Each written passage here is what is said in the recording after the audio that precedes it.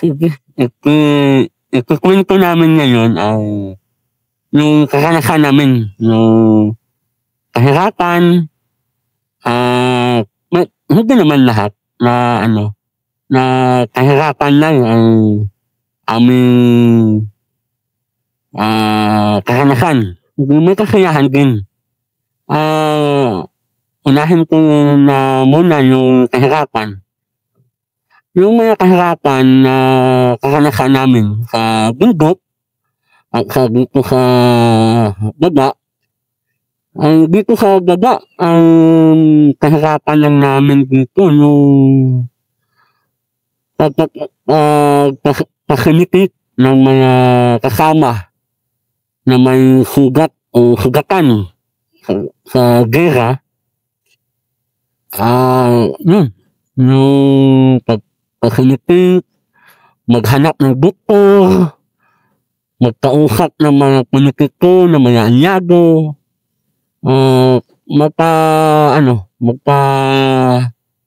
labas ng mga kasama na pupunta sa ibang mga larangan.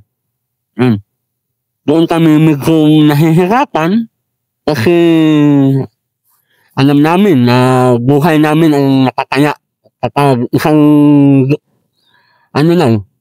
isang titik lang, isang segundo lang na pagkakamali sa aming gawain, alam namin na buhay na talaga ang kapalit noon. Lalo na kapag kami po ay nasa kagubatan. Katulad ko, hindi ako focus sa ang struggle, pero may pagkakataon din na may panahon din na revolutionary integration, katulad noong 2009,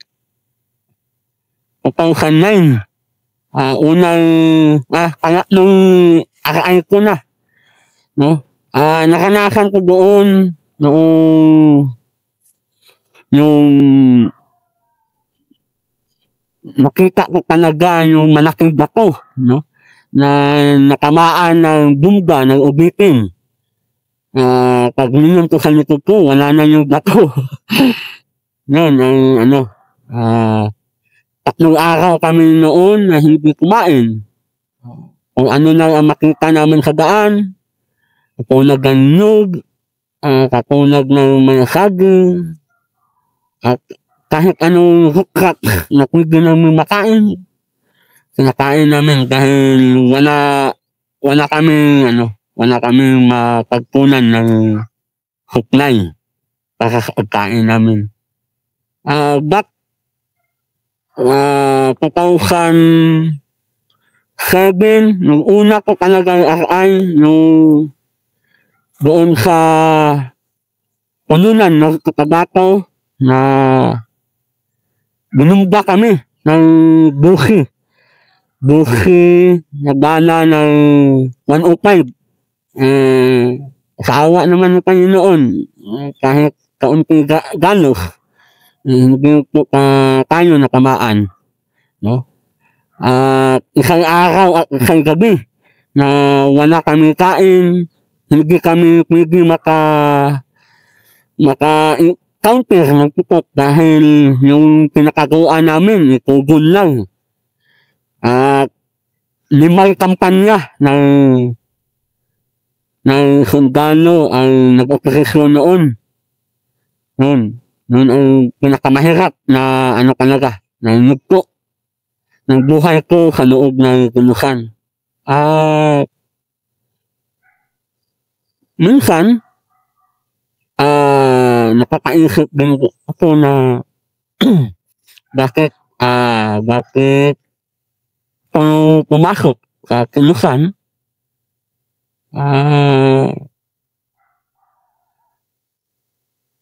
May hindi naman siguro kung kami na nagsisisi, pero siguro na na talaga, no? Mapaisip ka talaga kung bakit kami nagugol ng mataas na panahon, no? Sa loob ng 15 years, sa loob ng kilusan. Noon, parang ano na lang, parang experience na lang sa buhay ng isang kumikilos sa loob ng Partido Komunista ng Pilipinas. At yung mga kasiyahan naman, meron din. No? Lalong-lalo na yung kasama namin ang tatay namin, na si Tatay Dog. Hindi lang, hindi, kapag nagsama kasi kami ni Tatay Dog, hindi lang puro trabaho yung nakaisip namin. Minsan, kapag bumaga si Tatay Dog, kumakain kami, kahit nasa, sa ilalim ng mga puno, nasa, medyo pakinig ang area. Tapos, minsan kung kinatawagan namin ang mga aliado, na minsan nag-aano kami na medyo makakain kami ng masarap. Minsan, lukson baboy, lukson manok. Yun. Malaking kasayahan na yun na nakanasan namin, no?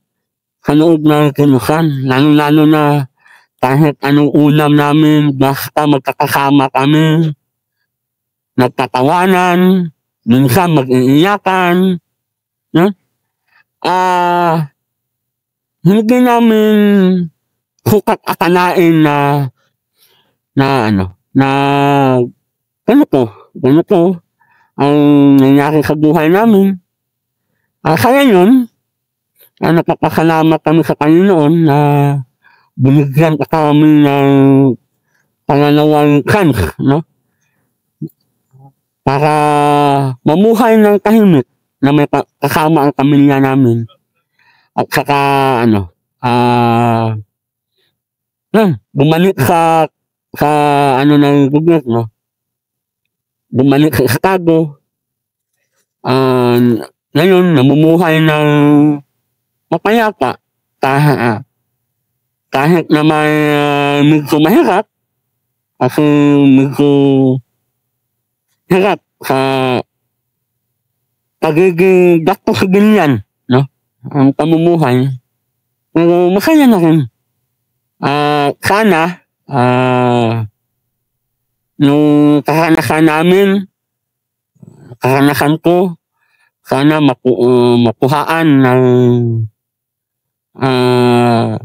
ng mga kabataan ngayon para hindi sila mapasok kung ano man yung napasokan ko noon. Yun lang. Salamat. Sige, sa akin naman, saya at lungkot sa mahabang buhay na kabilang kami sa kilusan ng Partido Komunista ng Pilipinas. Una-una sa kahirapan marami, takot, minsan hindi maiwasan. Una sa una, siyempre, para sa akin, ang pinakamahirap yung pamilya ko. Habang ako ay nagtatrabaho, minsan tumatawag ang aking anak, "Ma, nasaan ka? Ma, may meeting, ikaw ang hindi makapunta. Si Mimi, si Didi, si Papa nakapunta, pero ikaw wala." Siyempre, bilang ina, masakit talaga para sa isang ina na marinig mo parang hindi natin matatawag na sinusumbatan kita ng bata, pero siyempre yun ang nararamdaman niya. Pag magsabi ang bata na, "Ma, nasaan ka? Sabik na sabik ako sa'yo."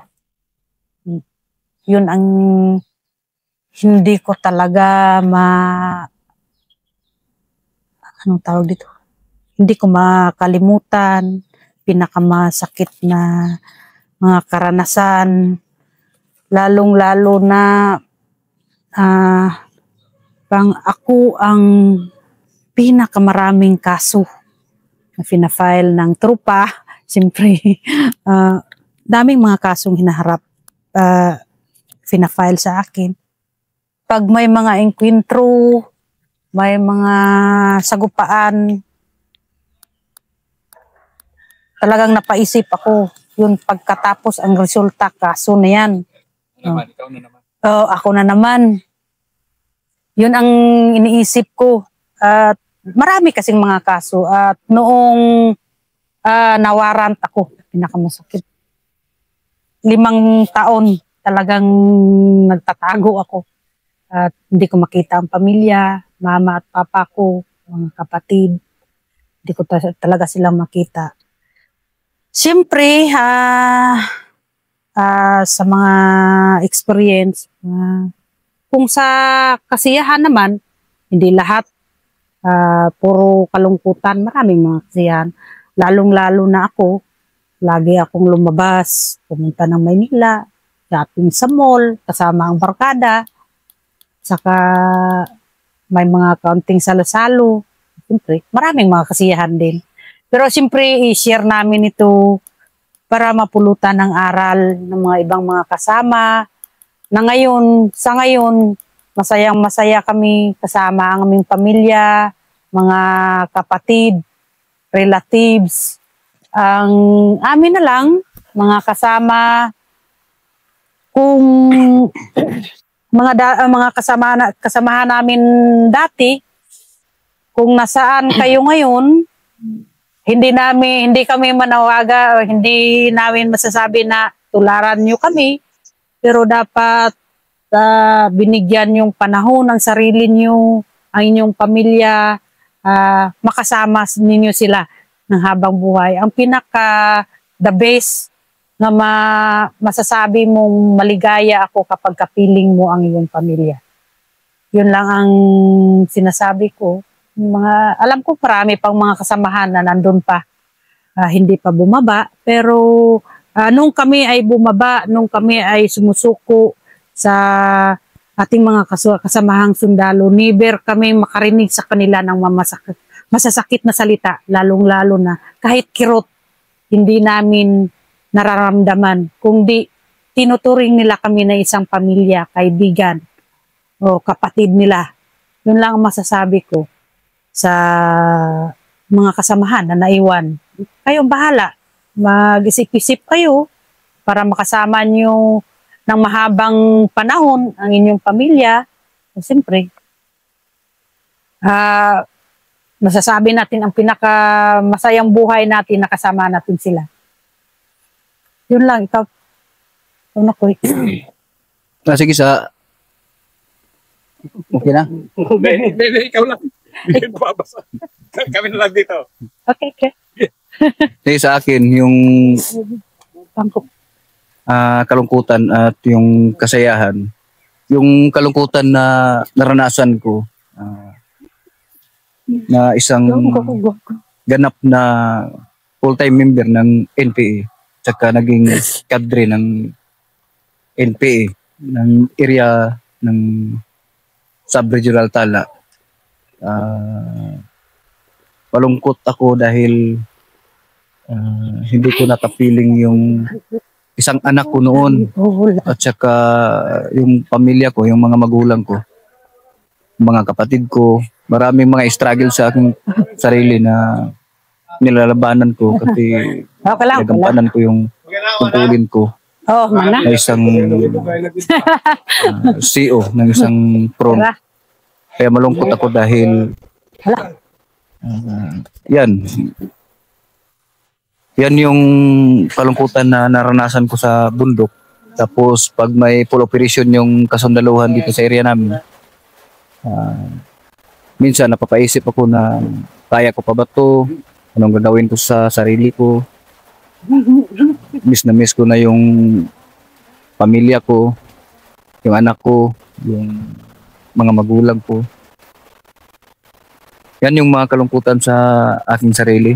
Yung kasayahan naman, panahon na mag-anniversary kami.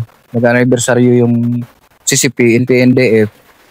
Nandun na yung katuwaan, yung mga banding ng mga masa sa area. Simpleng kasiyahan lang na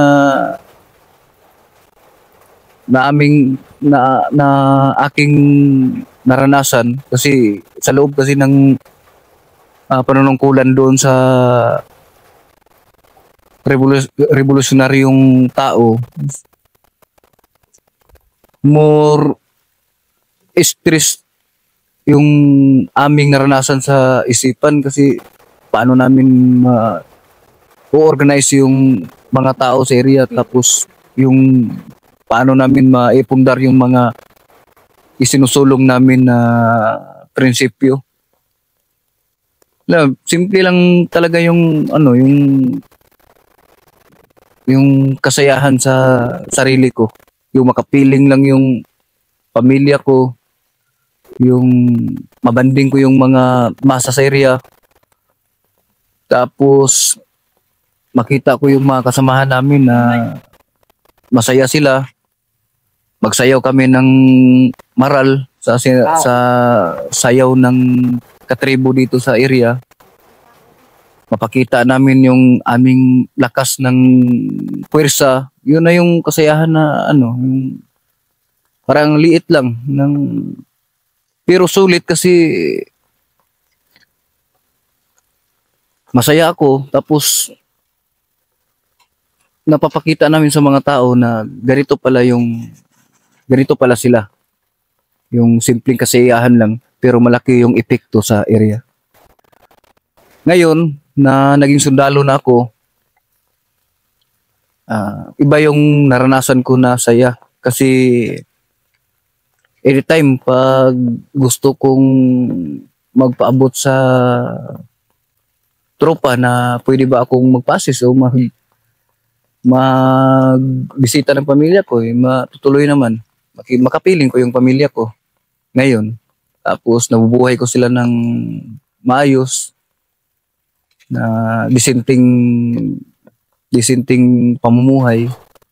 Yan yung kaibahan ngayon na nandito na ako sa gobyerno. Thank you kayo. Tapos ito lang yung masasabi ko sa inyo. Dapat